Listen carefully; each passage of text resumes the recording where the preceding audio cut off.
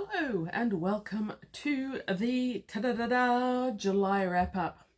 Not something I've done a lot of in the last couple of years, but last month in June I did a wrap-up.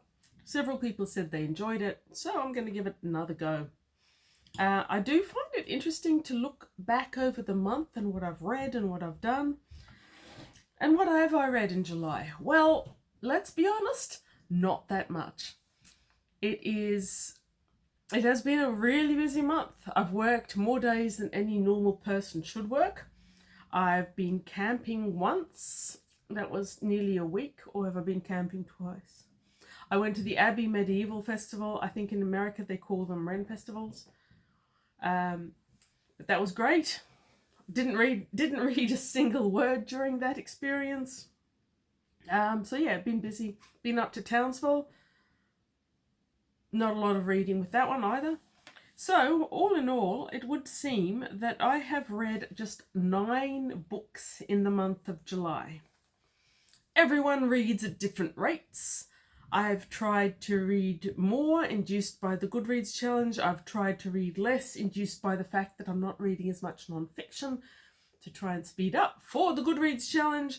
But one way or another, 9 books for a month isn't the largest score I've ever had. I was actually a little bit surprised looking back over it to see that that was all I've read, and I do wonder if I've skipped one or two. Anyhow, so the first book I finished was Silver on the Tree by Susan Cooper. That was the final book in the Dark is Rising series, and number 5. I think it was number 5. It was really good. It combined all the good character and English background of the first in the series. It had a bit of the Welsh side that I loved so much in The Grey Lord, which was number 3. And it doesn't hurt that I've got this beautiful Puffin edition with decent artwork. I mean, better than decent artwork. How gorgeous is that by Michael Heslop. I'm all done with The Dark is Rising. I've got a couple more Susan Cooper books on my to-read shelf. One of them at least is non-fiction. We'll see how I go with that. I gave Silver on the Tree 5 stars. It's not my favourite book from the month, but I honestly felt it was pretty flawless.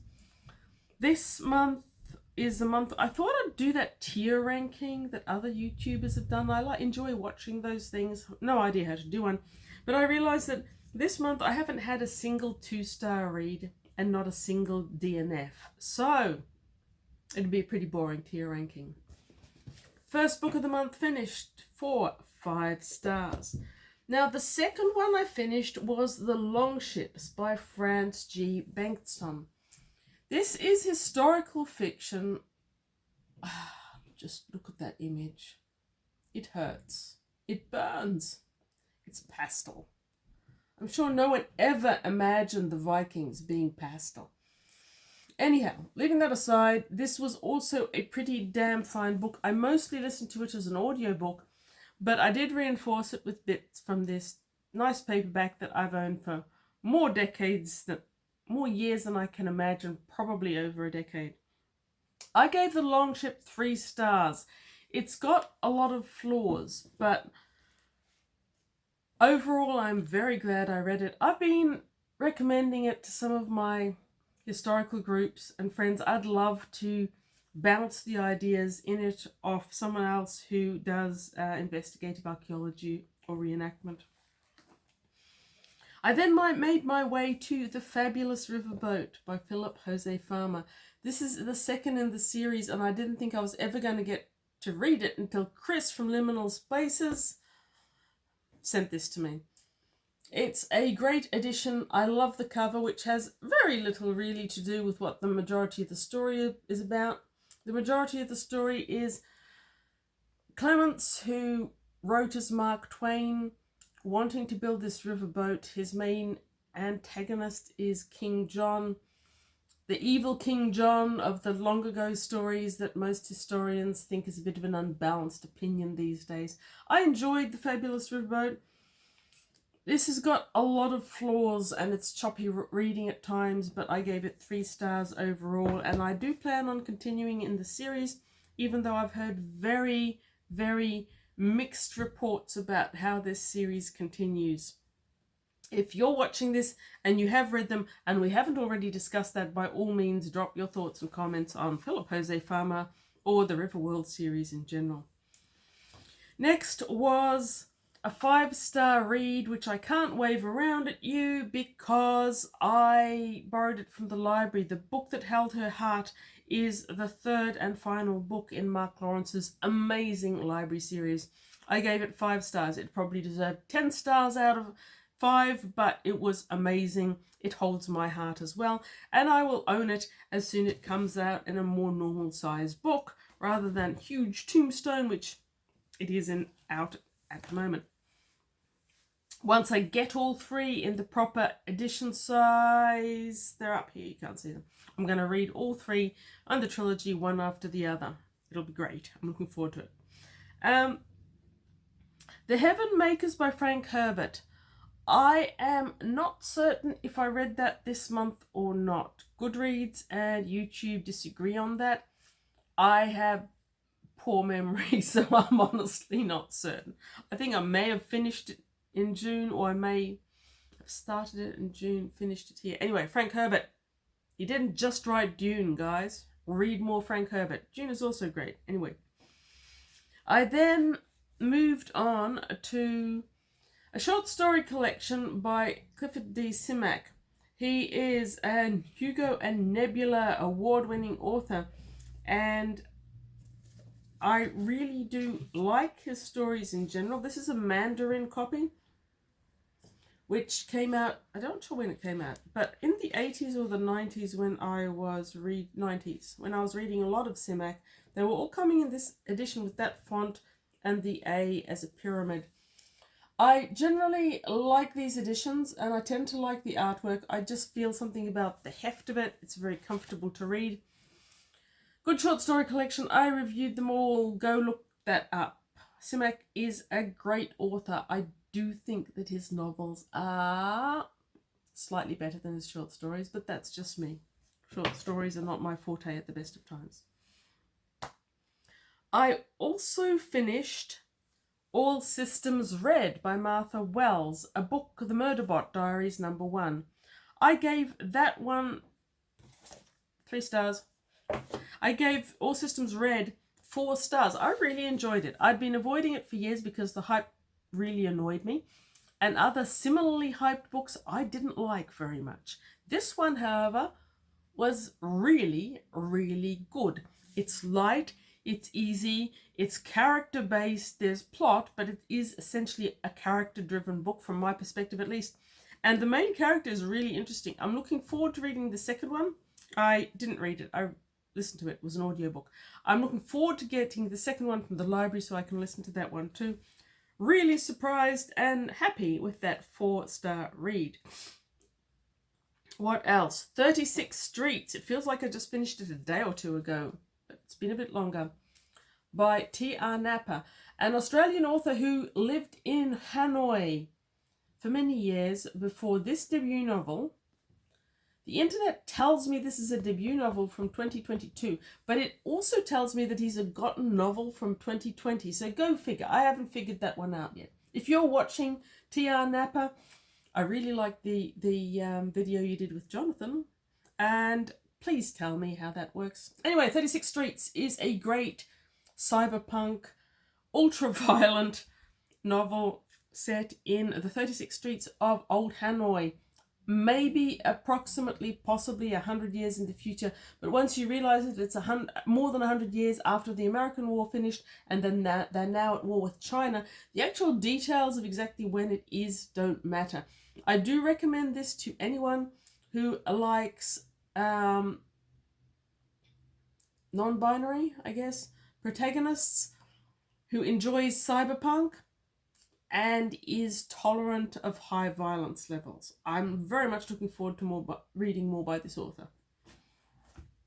Let the Fire Fall by Kate Willem. I've just finished this classic science fiction novel by a very venerable author, Kate Willem, multiple award winnings, part of the American classic SFF scene, married to Damon Knight. This is a very unusual story. There is an alien and a spaceship on the cover, ably drawn by Christopher Foss. This is actually probably more about sociology and religion and the acute damage to society and to individuals that can be done by an immoral religion that is not actually promoting human well-being. I'll review that soon. That might be the first review to come out next month. Not sure. Still thinking that over. Okay, so that's 6, 7, 8, 9. I think I've got them all. I think I've got all the books. I still haven't decided how I'm going to rate this exactly. Maybe 3 stars. It's got a couple of quirks. It's got a couple of real quirks. And people who are sensitive to people who don't like homosexuals should avoid that book. I don't know if that's Kate Williams' actual position or if she was just including it from the novel. I rather think it might have been her actual position, though. I think calling lesbians, homosexuals, deviants, in the context where she did it later in the novel, I don't think you can really avoid. Anyway, it is the end of July. I have just started yet another classic science fiction, Decision at Duna by Anne McCaffrey. This will be a reread for me. I read this many years ago and I owned the book, but I got rid of it. It has never been my favourite Anne McCaffrey. The start suggests that it still isn't, but it is a classic of first contact novel, which I'm keen to reread. So that's what I read in the month of July. Not a single non-fiction, not a single literature. These things need to be corrected in future reading expeditions, because how can I keep my title of Omnivorous Reader if I'm not reading omnivorously? Now, in the month of July, I was determined to dial down on that excessive book hauling and book buying that I've been going out of control recently. Over there, my to-read bookshelf is sagging in the center. It's a bit scary. I'm going to need to have more bookshelves made. But when my delightful brother-in-law Steve offered me William Gibson's Neuromancer, I couldn't resist. I already have Neuromancer, but I don't have this edition.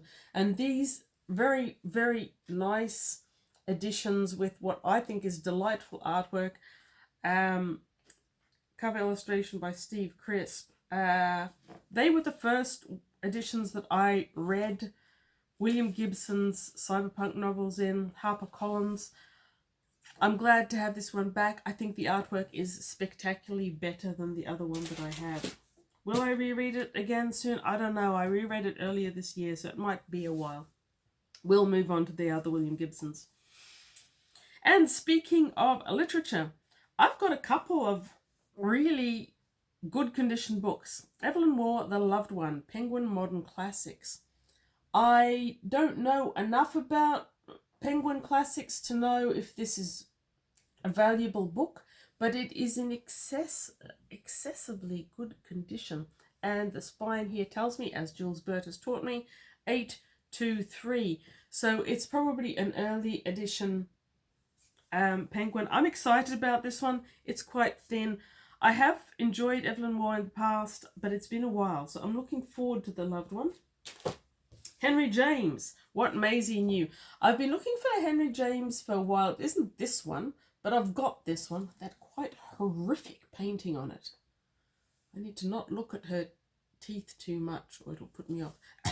Anyway, again, a nice, good condition Penguin. It's one of those intermediate ones which doesn't have a number, but the ISBN is on the spine, and it is in excessively good condition. I got these two from a giveaway stand at one of the universities where I teach, and I have the feeling that someone bought these for a course or trying to educate themselves and just never really bonded with them. Hopefully, I will bond with them better. That's the plan. Now, someone offered me this one, and I tried to resist, but I couldn't. It's Nightmares and Dreamscapes by Stephen King. I did like Stephen King quite a bit back in the day. I haven't been reading very much of his now for, I don't know, a couple of decades, I'm afraid. But I did like him. And this seemed to me a good option for possibly edging my way back to Stephen King. I love the Bachman books. I've still got most of them on the shelf over there. But this is a combination of short stories, quite a few short stories. And I picked it up at work where someone offered it to me, started reading one of them, and I went, hey, I think this would suit me. Despite not being the hugest fan of short stories in the world, I'll give that one a go. We've got a new initiative in one of the local shopping malls. These two shops that have been empty for a while are community libraries. They're not libraries, they're secondhand books. You go in, you donate a book from your discarded pile, which is over there, and you just pick up a book. I am really keen on it. Most of our little libraries got washed out in one of the 2 or 3 more recent floods, so we don't have them as much anymore except near kindergartens. I'm really enthusiastic about this community library notion. I hope it perseveres. And I'm finding it seriously hard to resist when they put Gene Wolfe books up for me. Sure, it's in hideous condition and the spine is faded. I won't even know what book that is once I put it on the shelf, but it is intact. And it is actually the edition that I've admired in other people's collections with artwork that I really like. Now, the downside to this rather beautiful book is that it is a number 4. And I don't think I've got any of the others in this series. I think I've only owned 2 Gene Wolfes as it happens. So I'm just going to have to hang on to that on those sagging to read shelves until I get the full series and can read them. The one I picked up today, I am really excited about. This is The Lost World by Sir Arthur Conan Doyle. Way before other people started writing about dinosaurs, Sir Arthur Conan Doyle did. And I know that I've read this a long, long time ago. I was a teenager. I didn't really know what I was reading, and I didn't really appreciate it. I am delighted to get this one back. I think these days this will be completely my cup of tea. Now, for my final book haul of the month, I am terribly lucky to have been gifted this. It was an online purchase, again by my brother-in-law, who seems determined to make my shelves bow under the pressure. This is Picnic at Hanging Rock, illustrated edition by Joan Lindsay. And I am particularly delighted to get this edition because I'm hoping that I will, with Chris from Liminal Spaces, get to read Picnic at Hanging Rock. It'll be a reread for me, but it's been a long time. This was an iconic Australian book that created an awful lot of controversy. And a movie. The movie was quite good. I remember seeing it. The illustrations in it are quite spectacular. I haven't looked at them extensively. I'm sort of saving that treat for when we start reading it. But this will be a really, really good book to discuss. And this one, it's a Viking edition by the way, has got the added advantage of having been printed in 1987. Now, the original ending for Picnic at Hanging Rock is debatable. There was an ending. People have claimed there was another ending. Joan Lindsay herself made some comments about it later on. But I don't think most of that happened in the 90s. So this edition from 1987, it will be interesting to see how that resolves. This is a creepy, spooky story for those who aren't familiar with this iconic Australian story of a group of schoolgirls in the outback, not all of whom return. Anyhow, so that's my very moderate book haul for July. That's my very moderate reading list for July. Thank you for watching. Read good books. Read perhaps even more good books than I've been reading because, well, all the books for July were good, and that's a great thing. There weren't really that many of them. I might try to beat my 9-book score next month in August, starting with Decision by Dinner. Bye. Thanks for watching.